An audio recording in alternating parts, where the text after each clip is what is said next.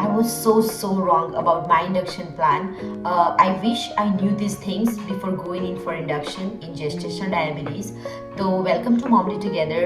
આજે હું nurse mom અને હું એન્જિનિયર મોમ. અમે તમારી જોડે જેસ્ટેશનલ ડાયાબિટીસમાં ઇન્ડક્શન ડે પર એક્ઝેક્ટલી શું થાય છે અને શું આપણે એક્સપેક્ટ કરવું યુએસએમાં એ બધી આ વિડીયોમાં તમારી સાથે ચર્ચા કરીશું અને એ કઈ કઈ વાતો છે જેમાં અમે ફસાયા હતા અને તમે ના ફસાઓ તો એ તમને થોડું યુઝફુલ થાય અને પ્લીઝ વિડીયોમાં છેલ્લે સુધી જોજો બિકોઝ અમે at the end of the video થોડી હેક્સ અને ટિપ્સ શેર કરવાના છીએ તમારી જોડે કે જે ડૉક્ટર પણ નથી કહેતા અને ઇટ્સ વેરી યુઝફુલ.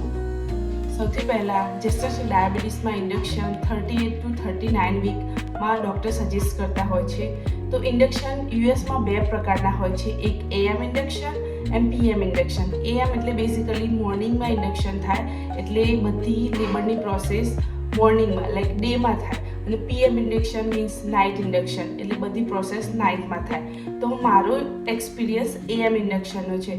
તો એમાં મને એવું લાગ્યું કે એ ફાસ્ટર અને ક્વિકર હતું.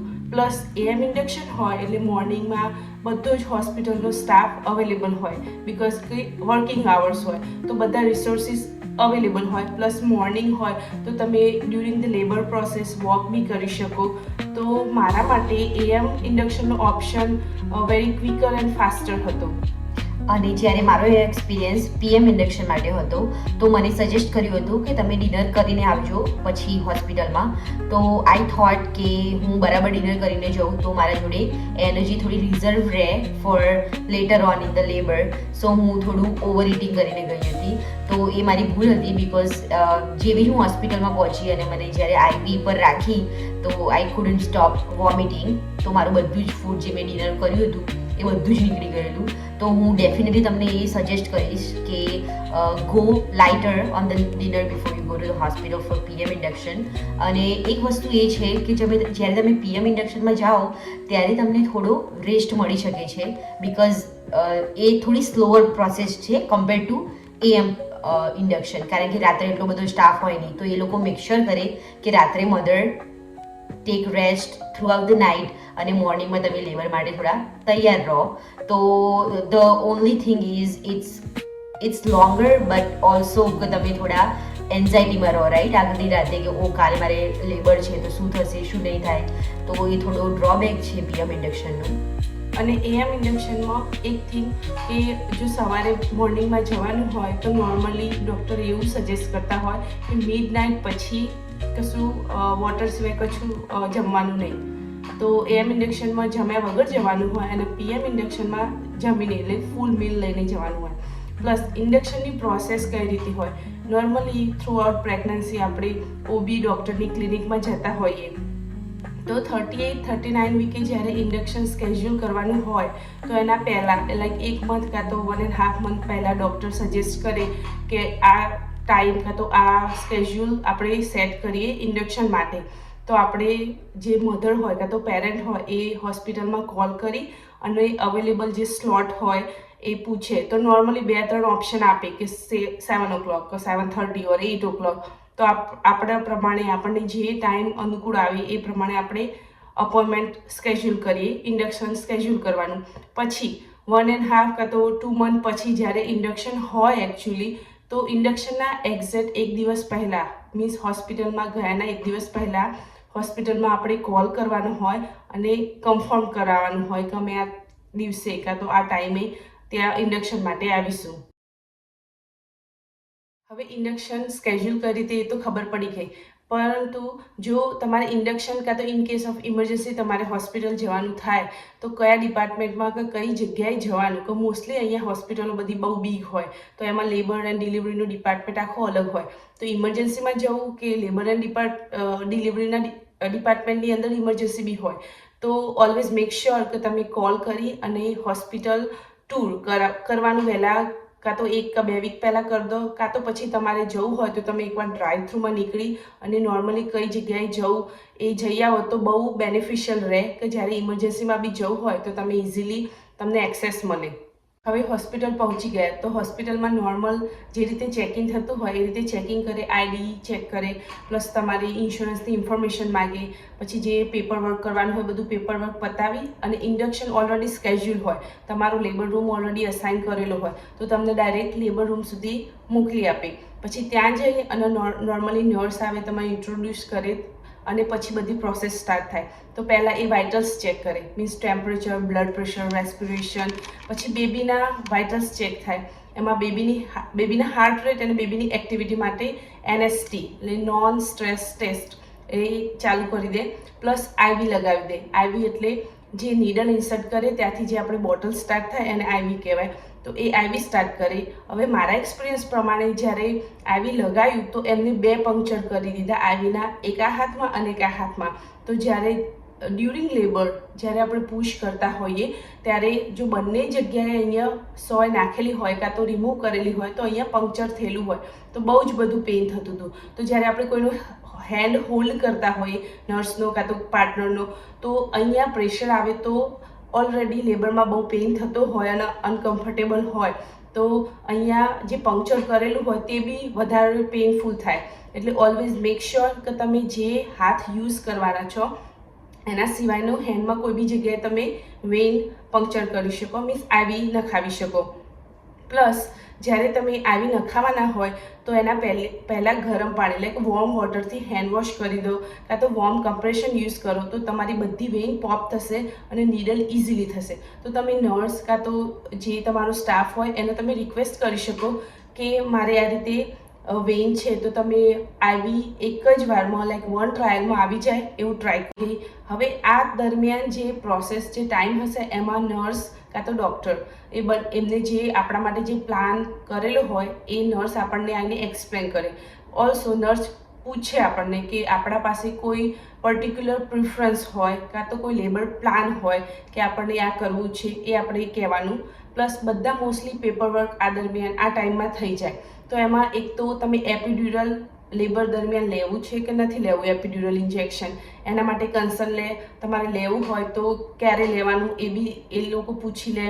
પ્લસ તમારે કદાચ કોઈ કોમ્પ્લિકેશનના કારણે બેબીના હાર્ટ રેટ ડ્રોપ થયા કે તમારે પોતાને મોમની બોડીમાં કોઈ કોમ્પ્લિકેશન આવી તો C-સેક્શન મીન્સ સિઝેરિયન કરવાનું હોય તો એના માટે બી કન્સર્ન લઈ લે. કાં તો વેક્યુમ ડિલિવરી, ફોર્સેપ ડિલિવરી, કંઈ બી કોમ્પ્લિકેશન થાય તો તમે એ બધા માટે એગ્રી હશો કે નહીં એ બધી કન્સર્ન આ દરમિયાન લઈ લે. પ્લસ જ્યારે બેબી બોર્ન થાય, બેબી નોર્મલ હોય તો નોર્મલી મધરને આપી દે, પણ બેબીને કોઈ કોમ્પ્લિકેશન હોય અને રાઇટ અવે એને ઇન્ટરવેન્શન કરવાનું હોય તો એ બધી કન્સર્ન બી આ ટાઈમમાં એ આપણને એક્સપ્લેન કરે અને આપણે એગ્રી હોઈએ તો એ કન્સર્ન લઈ લે.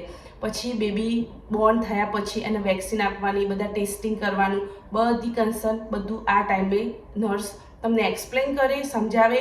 પછી તમે એગ્રી હોય તો તમારે સાઇન કરવાની હોય, મીન્સ તમને બધું જાણ્યું અને એને કન્સર્ન આપી કહેવાય. તો એ બધું આ ટાઈમ દરમિયાન થઈ જાય. Okay, so once you are ready, nurse તમારી જોડે આવે અને ઇન્ડક્શન એકચ્યુઅલી સ્ટાર્ટ થાય તો એના માટે સૌથી પહેલાં નર્સ તમારું સર્વાઇકલ એક્ઝામિનેશન કરે અને ચેક કરે કે તમે કેટલા સેન્ટીમીટર ડાયાલેશનમાં છો અત્યારે. તો ઈધર 1 સેન્ટીમીટર 2 સેન્ટીમીટર અને તમને જણાવે કે ઓકે તમારું પોઝિશન આ રીતની છે કે તમારું જે સર્વાઇકલ હોય એ કેટલું થીક કે થીન છે એ પણ તમને કહે તો તમને થોડો આઈડિયા આવે કે મારું લેબર લોંગર રહેશે કે શોર્ટર રહેશે. ઇન માય કેસ મારે નર્સે એમ કહ્યું હતું કે તમારું જે સર્વાઇકલ છે એ નોર્મલી એક્સપિરિયન્સ મોમ હોય એટલું થીન છે તો તમારે લેબરમાં એટલો બધો ટાઈમ નહીં લાગે. તો મને થોડો આઈડિયા હતો જ કે વન્સ હું Pitocin લઈશ પછી મને લેબર મારો શોર્ટ જ રહેશે અને I was prepared for that. તો એકવાર મને ડાયાલેશનની ખબર પડી ગઈ પછી ધ ફર્સ્ટ થિંગ એમણે ઇન્ટ્રોડ્યુસ કર્યું ઇટ વોઝ પિલ્સ કે એ નાની નાની પિલ્સ આવે તો એમણે સ્ટાર્ટ કર્યું એક પિલ વજાઇનલી અંદર મૂકી અને પછી ચેક કર્યું એમને 3-4 અવર્સ પછી.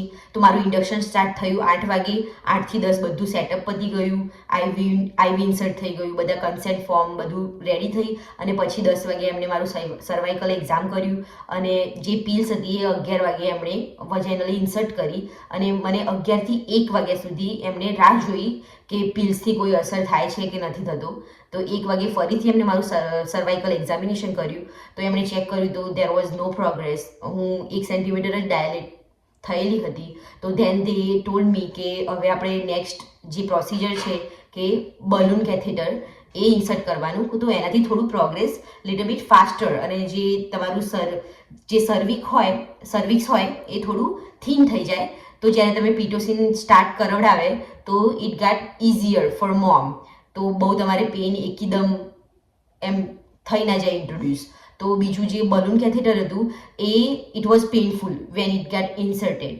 તો એના માટે હું તમને એક ટીપ આપીશ કે ask the nurse for a warm towel. જ્યારે એ લોકો બલૂન કેથેટર ઇન્સર્ટ કરતા હોય ત્યારે તમે વોર્મ ટાવલ જો મૂકશો ત્યાં તો તમને થોડું ઓછું અનકમ્ફર્ટેબલ લાગશે. અને another thing I would like to also give you heads up is definitely pee before the balloon catheter get insert. Because મારે એવું થયું હતું કે I didn't pee at that time અને પછી I tried really hard but because of the balloon થોડું રસ્તામાં હોય તમારી પી કરવાની જગ્યાએ તો થોડું એ આમ ડિલે થઈ જાય તો it gets very uncomfortable. Pain તો હોય on top of that you can not pee. So it kind of makes it situation little bit worse. So please make sure કે તમે પી કરી લો before the balloon catheter get inserted in. અને once તમારું balloon catheter insert થઈ જાય તો in my case it was at 3 o'clock in the midnight. અને પછી સવારે I remember till 8 or 9 there was no progress at all. મારું water break થયું નહોતું અને એઝ પર નર્સ મને એમ કહેતી હતી કે વન્સ તમે બલૂન મૂકશો તો બલૂન એની જાતે જ પોપ થઈ જશે અને જ્યારે બલૂન પોપ થાય તમારું વોટર પણ બ્રેક થઈ જાય. પણ મારા કેસમાં it took me like more than 8 hours કે જેમાં મારે I had to like had the balloon inside me the whole time. તો 8 કલાક પછી જ્યારે કોઈ જ પ્રોગ્રેસ ના થઈ કે કોન્ટ્રેક્શન્સ પણ મારા સ્ટ્રોંગર આવતા ન હતા, ઇટ વોઝ વેરી ઇરેગ્યુલર. તો જ્યાં સુધી તમારા કોન્ટ્રેક્શન્સ રેગ્યુલર ના આવે ત્યાં સુધી કોઈ લેબર એકચ્યુઅલીમાં સ્ટાર્ટ થયું એવું કહેવાય જ નહીં. તો વી વર વેઇટિંગ કે કોઈ પ્રોગ્રેસ થાય. પછી ડૉક્ટરે મને સજેસ્ટ કર્યું કે we should start with pitocin because મારી સર્વિક્સ ઓલરેડી થીન હતી તો I should be able to manage that. તો at 10 o'clock in the morning મને પિટોસિન નો બાટલો ચડાયો અને જેવો બાટલો ચડાયો એવું જ મારું બલૂન હતું એ પોપ થઈ ગયું અને જ્યારે એને બલૂન ખેંચ્યું ત્યારે એની સાથે સાથે વોટર પણ બ્રેક થઈ ગયું. તો there was a good news કે હું સીધી 1 સેન્ટીમીટરથી 4 સેન્ટીમીટર ડાયલેટ થઈ ગઈ. તો એ વખતે pain was already higher. So મેં વિચાર્યું કે લેટ્સ કોલ ફોર એપિડ્યુરલ. પણ it was too late because મારું પેઇન એકદમ ઇન્ક્રીઝ થવા માંડ્યું. લાઈક હું 4 સેન્ટીમીટર હતી, વિધિન હાફ એન આવરમાં આઈ વોઝ 6 સેન્ટીમીટર અને મારો પેઇન એટલો અનબિયરેબલ હતો કે I couldn't sit still. So હું એપિડ્યુરલ લઈ એવી હાલતમાં જ નહોતી. So I had to manage without any meds the hall delivery. તો બસ 10 વાગે મારું પિટોસિન સ્ટાર્ટ થયું. 12 વાગે તો હું 10 સેન્ટીમીટર ડાયલેટેડ હતી. સો આઈ સ્ટાર્ટેડ ટુ પુશ અને 1 વાગે મારું બેબી બોર્ન થઈ ગયું હેપી એન્ડ હેલ્ધી. અને ઇન્ડક્શન દરમિયાન જે પેઇન હોય એને કઈ રીતે મેનેજ કરવો એની થોડી ઘણી ટિપ્સ અમારી જોડે છે જે અમે તમારી જોડે શેર કરીશું. તો પહેલાં તો જ્યારે ઇન્ડક્શન પ્રોસેસ હોય એટલે આઈ નો આપણે એન્જીએસ હોઈએ અને બહુ સ્ટ્રેસ હોય તો પહેલાં તો બ્રીથ સ્લો કરવાનું. Try to breathe slow and try to be calm. Main કામ રહેવું હોય તો તમારે જે બી ક્વેશ્ચન હોય, કંઈ બી નાનું ક્વેશ્ચન હોય, તમને લાગે કે સિલી ક્વેશ્ચન કે stupid question, just ask nurse or doctor, they will help you out. So breathe slow and then ask any question you have during the labor process. Plus you can do exercises. They have so many equipment like peanut balls and balls, and you can do walk.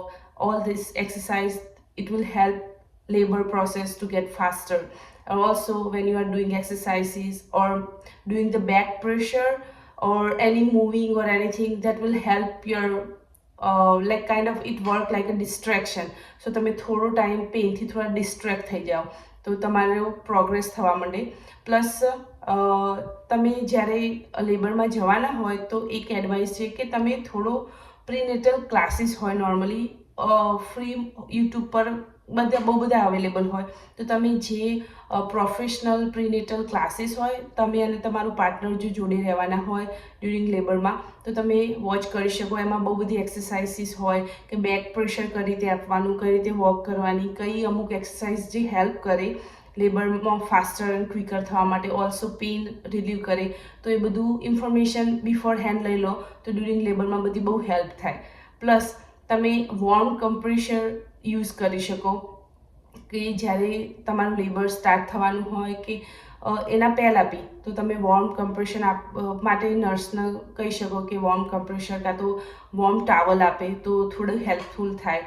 તો આ બધી tips અને આ બધા hack તમે use કરો તો તમારું લેબર થોડું ઇઝી થઈ જાય. I know it gonna be painful. તો જેસ્ટેશન ડાયાબિટીસ હોવું એ તમારી ભૂલ નથી. ઇન્ડક્શન એ ફેલિયર નથી. It's a strength, protection and a motherhood. So તમારી યુએસએમાં પ્રેગ્નન્સીના કોઈ કન્ટેન્ટ જોઈતા હોય તો પ્લીઝ કમેન્ટ મોમલી.